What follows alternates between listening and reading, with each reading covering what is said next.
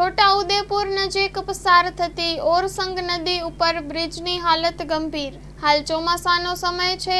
વરસાદનું પાણી ખાડામાં ભરાતા વાહન ચાલકોને ખાડો કેટલો ઊંડો હશે તેનો પણ ખ્યાલ આવતો નથી અને ખાડામાં ગાડી ખાબકે છે। આવી સ્થિતિ હોવા છતાં તંત્ર દ્વારા ખાડાઓને પૂરવામાં નથી આવી રહ્યા। અગાઉ આ જ રસ્તા ઉપર દેખાવ પૂરતી લીપાપોતી કરવામાં આવી હતી, જે વરસાદનું પાણી પડતા હલકી કક્ષાનું મટીરિયલ વાપરવામાં આવ્યું હોય તેની પોલ ખોલી નાખી છે। Story report by Imran Sindhi, Chhota Udaipur. આ બ્રિજની ઉપર આ સ્ટેટ હાઈવે છે ને આ જે મેઇન બ્રિજ છે બોડેલીનો, હવે આ બ્રિજની ઉપર એનું સ્ટીલ પણ દેખાય છે, એના સરિયા પણ નીકળી ગયા છે ને નીચેથી પિલ્લર પણ છૂટા થઈ ગયા છે અને બ્રિજની ઉપર એટલા મોટા મોટા ખાડા પડી ગયા છે કે આ બ્રિજ ગમે ત્યારે તૂટી શકે એવું છે અને ઓવર ટ્રાફિક ને 50-50 ટન ભરેલી રેતીની ગાડીઓ અહીંયાથી નીકળે છે। હવે આ ગમે ત્યારે તૂટી જાય એવી પોઝિશન છે। તો અમારી સરકારને નમ્ર વિનંતી છે બ્રિજની વહેલી તકે નવું એનું બાંધકામ થાય એવી અમારી લાગણી ને માંગણી છે। અત્યારે હમણાં અહીં ઊભા છે ચાલુ વરસાદમાં ઓરસંગ બ્રિજ ઉપર। બોડેલીની આ ભાગોળ કહેવાય આ બ્રિજ અત્યંત વ્યસ્ત બ્રિજ છે।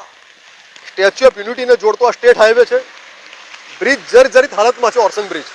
કેટલી વાર મીડિયાના મિત્રોએ આ બ્રિજને હાઇલાઇટ કર્યો છે કે આ બ્રિજ ગમે ત્યારે જાનહાનિ કરશે। અત્યારે અમે અહીંથી અમે મોડાસર ચોકડીથી બોડેલીમાં જઈ રહ્યા છે ત્યારે પણ અત્યારે અમને પોતાનો અનુભવ છે, બ્રિજનો રોડ પણ ખસ્તા હાલ થઈ ગયો છે। ઓવર ટ્રાફિક, ઓવરલોડ ટ્રાફિક, રેતીના વાહનો, ડમ્પરો, હેવી વ્હીકલ્સના ડમ્પરો જબરજસ્ત ચાલી રહ્યા છે।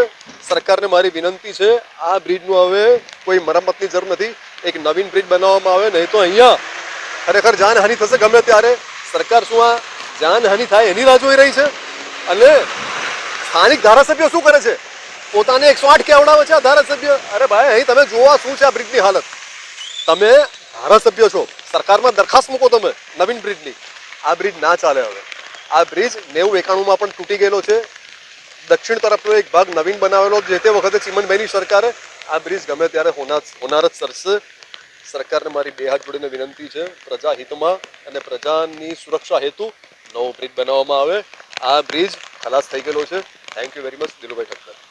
નેશનલ હાઈવે 56 નંબર ઉપર જે બોડેલીની નજીક મૂલધર મેરિયા પુલ આવેલો છે, જ્યાં ખૂબ મસ્ત મોટા ખાડા પડી ગયા છે, જેના લીધે લગભગ 1 થી 2 કિલોમીટર જેટલું ટ્રાફિક જામ સવારથી લઈને હમણાં સુધી થઈ રહ્યો છે। અને આ ખાડા એવા છે કે કદાચ કોઈ રાહદારી, કોઈ બાઇક ચાલક અથવા કોઈ વાહન ચાલકને કદાચ જો અકસ્માત થાય તો એનો જીવ પણ જઈ શકે એવી પરિસ્થિતિ છે। અને આ ટ્રાફિક જામ પણ ખૂબ મોટા પ્રમાણમાં થઈ રહ્યો છે। અગાઉ 1-1.5 વર્ષ પહેલા જે નેશનલ હાઈવે નંબર 56 ઉપર સિહોદ ખાતે જે ભારત નદીનો પુલ તૂટ્યો, એ પણ આજ રીતની એક હોનારત હતી। અને કદાચ સરકારી તંત્ર અને વહીવટી તંત્ર જે કહેવાય છે એ કદાચ કોઈ મોટી દુર્ઘટનાની રાહ જોતો હોય એવી રીતે અહીંયા કોઈ પણ પ્રકારનું સમારકામ પણ કરવામાં આવતું નથી, જેના કારણે લોકોને ખૂબ જ મુશ્કેલીઓનો સામનો કરવો પડે છે। અને ટ્રાફિક જામ પણ લગભગ 1 કલાક જેટલો ટ્રાફિક જામ થઈ રહ્યો છે। અને બાઇક ચાલકને તો બિચારાઓને કદાચ ગાડીના પૈડા બી નીકળી જાય એટલા મોટા ખાડાઓ પડી ગયા છે।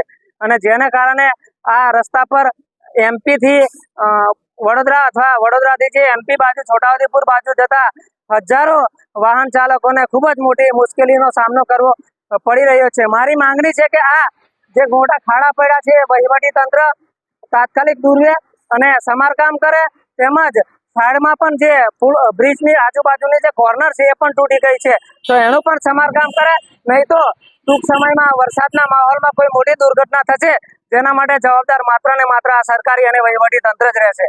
વિષ્ણુ રાઠવા, છોટાઉદેપુર આદિવાસી ડિપાર્ટમેન્ટ ચેરમેન। માં motor driving, safe and sure driving. Driving એ શોખ સાથે આપની મોટી જવાબદારી પણ છે। અમારા ઇન્સ્ટ્રક્ટર દ્વારા સચોટ અને સરળ માર્ગદર્શન આપની રોજની તાલીમની માહિતી મેળવીને શું અધુરાશ છે એના ઉપર પૂરું ફોકસ કરાય છે।